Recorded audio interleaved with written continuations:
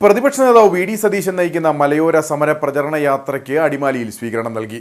UDF convener MM Hasan സ്വീകരണ സമ്മേളനം ഉദ്ഘാടനം ചെയ്തു.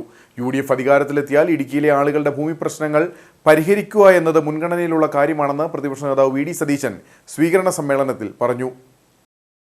മലയോര മേഖലയിൽ നിലനിൽക്കുന്ന വിവിധ വിഷയങ്ങളിൽ പ്രശ്നപരിഹാരം ആവശ്യപ്പെട്ടും ഇക്കാര്യത്തിൽ സർക്കാർ നിലപാടുകൾ തുറന്നുകാട്ടിയുമാണ് UDF സംസ്ഥാന കമ്മിറ്റി മലയോര സമര പ്രചരണ ജാഥയ്ക്ക് രൂപം നൽകിയിട്ടുള്ളത്. പ്രതിപക്ഷ നേതാവ് വി ഡി സതീശൻ നയിക്കുന്ന മലയോര സമര പ്രചരണ യാത്രയ്ക്കാണ് അടിമാലിയിൽ സ്വീകരണം നൽകിയത്. സ്വീകരണ സമ്മേളനം UDF കൺവീനർ MM ഹസൻ ഉദ്ഘാടനം ചെയ്തു. പ്രതിപക്ഷ നേതാവ് വി ഡി സതീശൻ സ്വീകരണം ഏറ്റുവാങ്ങി സംസാരിച്ചു. UDF അധികാരത്തിലെത്തിയാൽ ഇടുക്കിയിലെ ആളുകളുടെ ഭൂമി പ്രശ്നങ്ങൾ പരിഹരിക്കുകയെന്നത് മുൻഗണനയിലുള്ള കാര്യമാണെന്ന് പ്രതിപക്ഷ നേതാവ് പറഞ്ഞു. ഈ 64 റൂൾ വെച്ച് നേരത്തെ നിർമ്മാണ പ്രവർത്തനങ്ങൾ നടത്തിയിട്ടുള്ളത്, ആ നിർമ്മാണ പ്രവർത്തനങ്ങൾ റെഗുലറൈസ് ചെയ്യാൻ ഫീസ് ഈടാക്കാൻ പോവാണ്. ഉദ്യോഗസ്ഥന്മാർക്ക് വിവേചനാധികാരം കൊടുക്കാൻ പോവാ.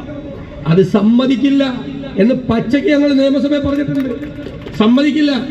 ഞങ്ങൾ നിങ്ങളോട് പറയുന്നു, UDF അധികാരത്തിൽ വന്നാൽ, UDF അധികാരത്തിൽ വരുമ്പോൾ യാതൊരു നിബന്ധനകളുമില്ലാതെ 1 രൂപ വാങ്ങിക്കാതെ ഞങ്ങൾ ഈ പട്ടയ ഭൂമിയിൽ പണിത നിർമ്മാണ പ്രവർത്തനങ്ങൾ റെഗുലറൈസ് ചെയ്യും. വാക്കാണ്, അതുകൂടി പറയാനാ വന്നത്, വാക്കാണ്.